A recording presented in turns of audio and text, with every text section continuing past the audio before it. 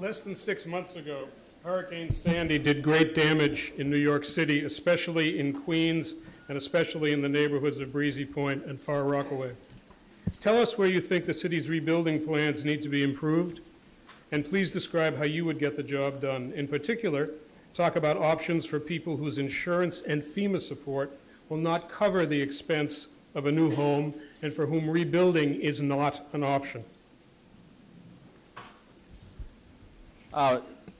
Sandy hit us with a fury like nobody expected, really. Although we should have expected it, because after Hurricane Katrina devastated the Gulf Coast, people were saying that New York City was just as vulnerable. So the Rockaways here in Queens have been completely devastated. City Hall has not paid attention to what's going on there. That's another rejection of my response. Boy, I'm not, yeah, I know, it's like, jeez, can't win here. All right. So there are still families, thousands of families who are trying to piece not only their homes together, but their lives back together again. We do need to provide greater assistance at the city level. Now, there are billions of dollars of FEMA funds that have already flowed to the city. But it's still unclear where that money is. And so City Hall does need to open up some of its books to explain where the money has flowed to. Because there are lots of people in the Rockaways who have seen the premise of the question being true, that their insurance coverage is insufficient. They don't have the money to really rebuild what they need. And so they cannot even move back home. We have to figure out where that money is, and to the extent possible, supplement that with city funds. So for example, with Bill de Blasio's help, we, through our pension funds, have invested some of the pension assets into recovery efforts. $1 billion committed, $550 million right now of selected investments that leverage into a $1.5 billion asset to help rebuild some of the housing in the Rockaways.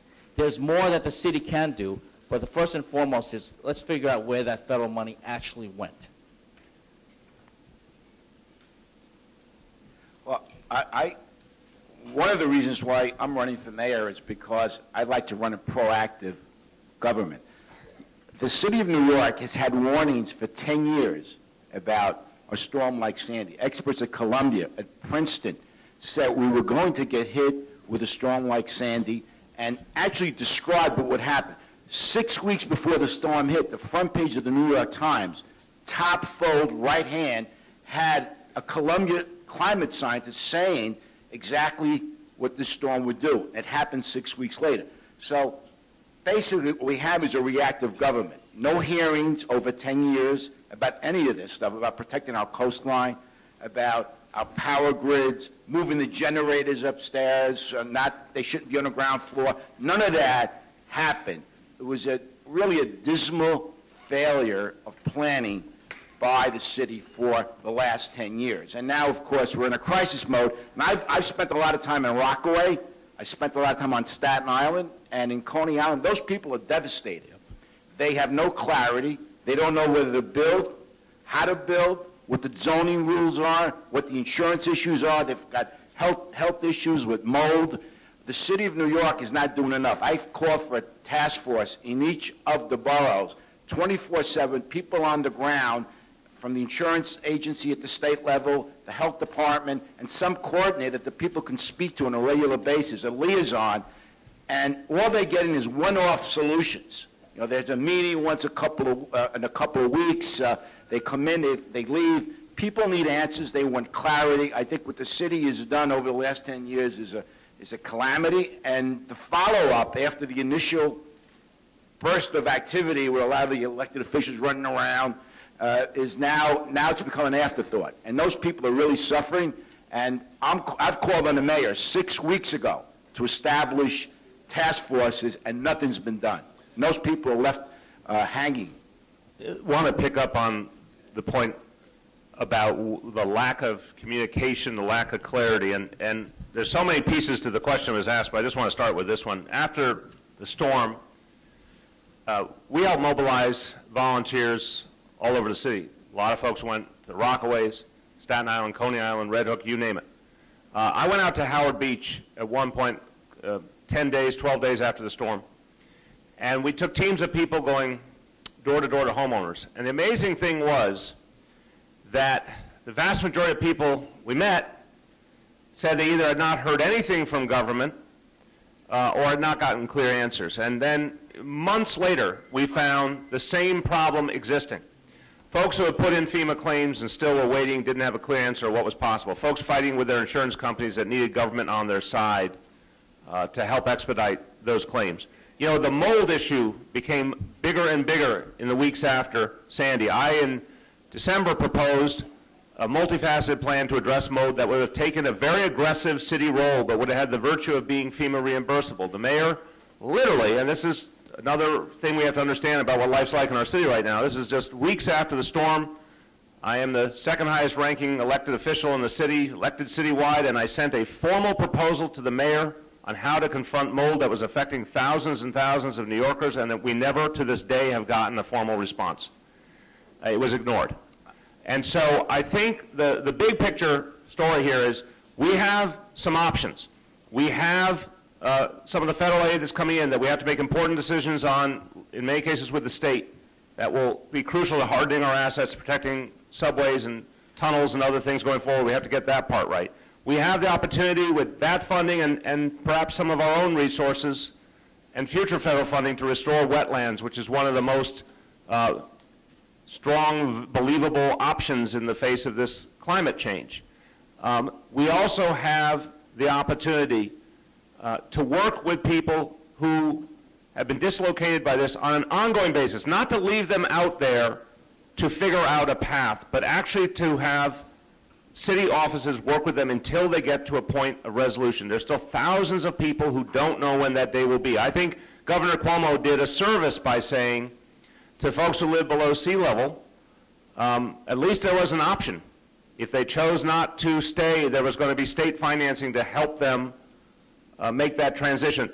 The city has not been, in my opinion, as willing to help people through those transitions, and I think we have to get there to begin to recover from what we've experienced. You know, I think that as we look at the after effects of the hurricane, which were devastating for so many communities, there are a few points that have been driven home. First, I remember being out in the Rockaways in the days afterwards, and Coney Island and Staten Island. There are a few points that were driven home by the people in those neighborhoods. Now, I'm not an elected official right now. What you heard in each of those neighborhoods were the people in those neighborhoods asking, where's the city of New York? Why aren't they out here helping us? People in the Rockaways, they did a great job at working and helping each other. They looked for the city of New York. Where's the mayor of the city of New York? He's not here. The people in Staten Island, in a few days afterwards, as the mayor talked about running the marathon still, that weekend, the people in Staten Island, as someone said to me in Staten Island, we're still finding bodies. And he's talking about running a marathon. All across the city of New York in affected neighborhoods, Staten Island, Coney Island, you name it. The Rockaways, people asked, where's the city of New York? Why aren't they here helping us? Number one, New York City, and it is the point that was driven home afterwards. New York City is 5 boroughs. And each borough is as important as the other.